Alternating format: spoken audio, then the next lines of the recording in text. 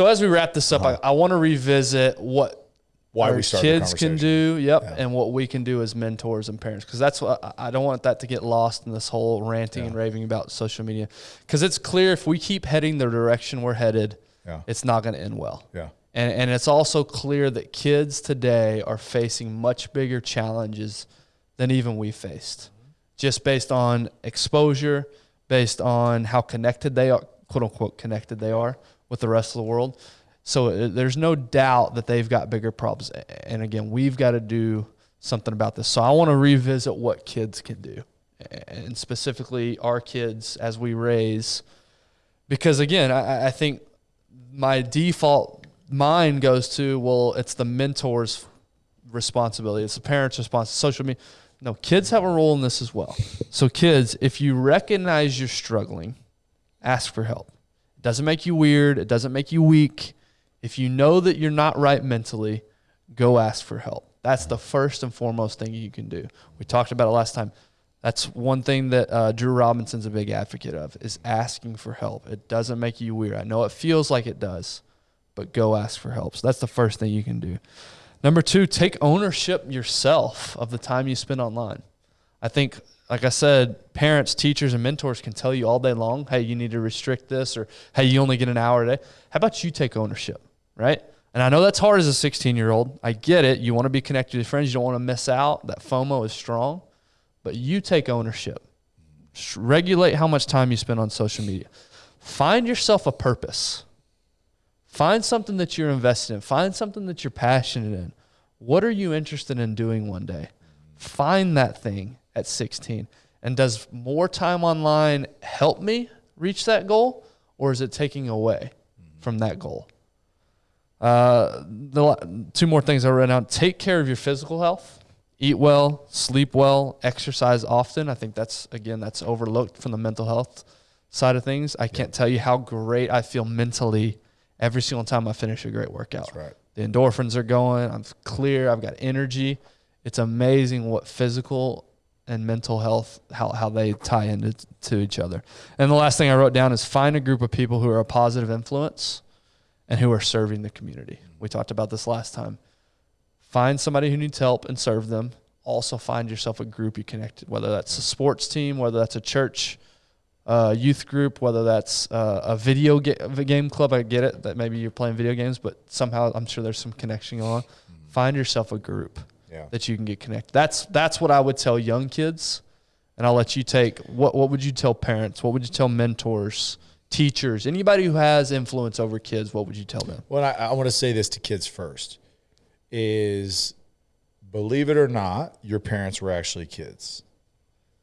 Although we live in a very different era, very different time, and as hard as it is to believe, your parents do remember being kids. I still feel like a kid. Yeah. 37 years old. Yeah, it's wild to me. I'm the old guy now. Yeah, it's wild to me that I'm in my 30s. That's what I'm saying.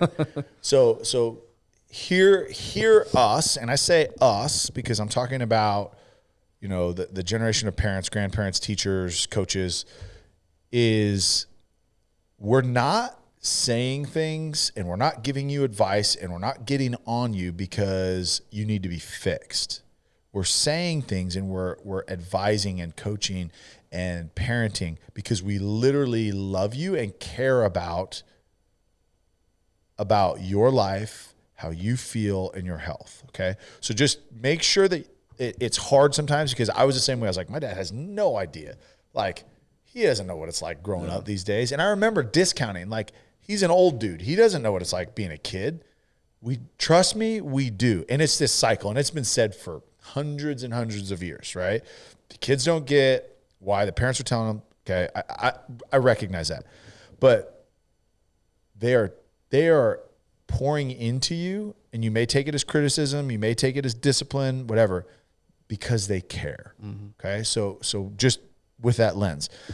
Here's what I'll say to kids though, and then I'm going to get parents and mentors, is my advice and in my opinion from my life experience is I would hope that you connect deeply. Connect deeply with people.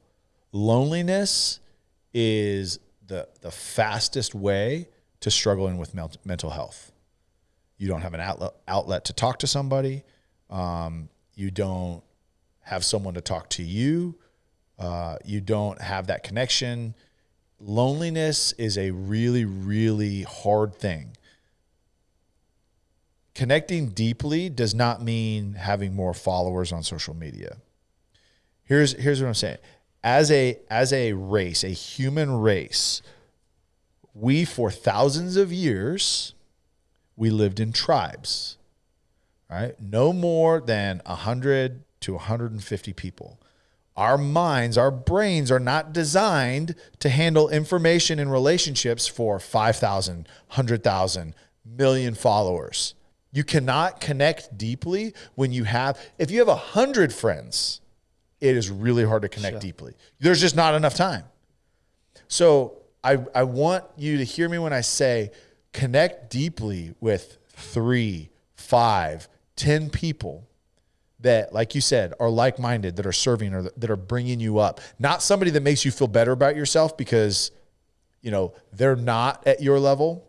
Connect deeply with people that are like-minded because there is so much health that comes from that. There is so much healing. There is so much joy that comes from connecting deeply with somebody. And social media is not that outlet. It may be a catalyst to meet somebody because, how many stories nowadays are people that connected online, they met in person, they started dating, they got married, and they've got a great life. Yeah. Maybe a catalyst for it, but that is not your source of connection. Your connection has to be in person, one-on-one, looking somebody in the eyes and having a very real, raw, transparent conversation. So that's my advice for young people. Connect deeply. Like, get to know somebody. Let somebody get to know you. Because when you're hiding stuff behind a screen or you're hiding stuff in person and you're not sharing exactly who you are, that's a very lonely place, and that's a road that leads nowhere good. Okay, now, parents and mentors. One of the things that I think we have lost sight of what it truly is we've lost sight of leaving a legacy. Nowadays, when you say leave a legacy, okay, what company can you build? What is the inheritance that you leave your kids? What is the brand that you created? That's not what I'm talking about. When I'm talking about and leaving a legacy, I'm talking about pouring in the people around you that your presence is felt long after you're gone. And the influence that you have, that starts in the house. It starts in pouring into your kids, pouring in, spending time. And I'm preaching to the choir here because I struggle. I shared it with you before. Like, I had a really stressful day for my job, and my daughter comes in, she was hurt, and I didn't have time for her. Like, I'm saying this out loud now, and I feel like a big piece. But it starts in your home. Create a legacy. Have pride in your last name and what your kids are going to do to the community that they interact with. How are they treating people at school? How are they on the team? How are they at the math club? How are they at choir? How are they at youth group? What are they doing to impact and better the people that they interact with and that they touch? What is influence? And it starts with the legacy that you create in the house. Okay. So now, what am I doing? What am I showing my kids? I look back and I'm like obsessed right now with this like ranching culture and this outdoor culture because it's a throwback for me because that is a legacy, right? We're building this. We're growing the land. We're literally interacting and living on the land. The dad starts it. Then the kid, he comes in and he works with the family. Then the grandkid, then he comes up with his dad, and then the great grandkid, and so on and so on.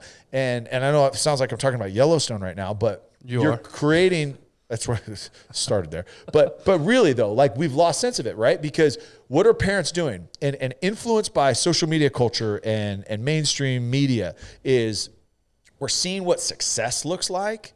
So we're chasing these other goals. We're chasing this job. We're chasing this salary. We're chasing entrepreneurship because it's super sexy now. And David, that's not what I'm saying. I'm not talking to you because we got like king of entrepreneur over here and he's taking a chance. But what are we doing? We're doing it at the sacrifice of our family and the sacrifice. We're trying so hard to build this legacy that the real legacy are the people that follow us, that are telling the stories of the times that we went camping, or the times that we took that trip together as a family, or the time just at home playing around. Like, that is the legacy. The lessons that you teach your kids, the experiences that you have, it's not about, hey, I'm leaving you this company, or I'm going to leave you this much money, or I'm going to give you this life. No, that's not what it is. Leave a legacy. Pour into it. It takes effort. It takes intentionality. It takes sacrifice. It takes all those things to build up the legacy of your family. And then go from there. Then it's your friends. Then it's your workplace. That's the legacy that it grows. But it starts inside. You cannot have a legacy without the core of your family. And you may have a broken family. You may have been divorced. You may be split. But that does not deter or does not eliminate your sphere of influence. And that does not say, hey, I can't still pour into my kids. I can't still pour into my ex-wife. Dude, crazy thought is, what if you actually poured into your ex-spouse? And you're like, hey, you know what? Didn't work out for us when we got married, but I'm still going to pour into you. And I'm going to still create that legacy for someone that's like, hey, I can let that stuff go and I can still treat and serve people in the right way. And it's just pour into that. So think about that. Look through that lens as you are chasing this job. And I'm speaking to myself right now, because I have been chasing success for a long time. And the closer I get to it, the further away I feel from true joy, true peace, true happiness, because that is not what's going to get at you. Culture will tell you that it is. Mainstream media is going to tell you that's what it is. But that's not it. Pour into it, because back to the very beginning of this, if you pour into your family, look at the health of your kids, look at the health of your friends. If you are connecting and you are building a legacy of good things, I mean, we can really impact mental health just by spending time with our family and pouring into our family. Amen. Sorry. Off my soapbox. That was good. It's good. I had a coach one time used to say, don't speak unless you can improve the silence. That was good. I don't think I can improve it or anything like that. No. Other than, I will just wrap it all up to say this, is be the example you're trying to set. That's right. It's easy to sit there and tell kids should, watch their online, and kids should take care of their physical health, and kids should eat right. Are you doing that yourself as a parent, as a mentor, as a teacher? Are you taking care of yourself? Are you being the example you're trying to lead and trying to be for your kids? So hopefully this was helpful for you guys. Hopefully this was encouraging for you guys. Again, we've got a big, massive uphill battle here. Yeah. We definitely don't have all the answers. But again, I think if Tyler and I start in our homes. One home at a time. One home at a time. If we start in our own homes and we create that legacy like Tyler was talking about, that can have the ripple effect that we're talking about. Right. And we can overcome this.